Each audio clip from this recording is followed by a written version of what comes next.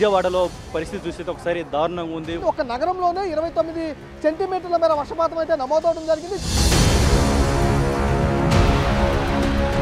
మంతెన సత్యనారాయణ ఆశ్రమంలో ఉన్నటువంటి పేషెంట్లను ఇంకా బయటికి తెస్తున్నటువంటి పరిస్థితే కొనసాగుతుంది. సింగనగర్లో ఇవంతా కూడా కాలువలు కాదు, రోడ్లోనే ప్రయాణం అవుతుంది. మొత్తం 5 ఇసుక పడవలు అడ్డుపట్టడం జరిగింది. సో వీటన్నిటిని ఫస్ట్ తొలగించాలి, ఆ తర్వాత గేట్లను మరమ్మతు చేస్తారు. అది జరగాలంటే ఖచ్చితంగా 2-3 రోజుల పాటు సమయం బట్టే అవకాశాలు అయితే కనిపిస్తున్నాయి.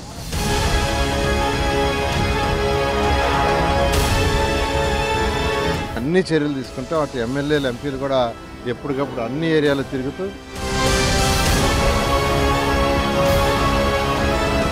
నా రాజకీయ జీవితంలో ఎప్పుడు ఇంత విపత్తు విజయవాడలో చూడలేదు. ఇది ఒక పెద్ద విపత్తిది.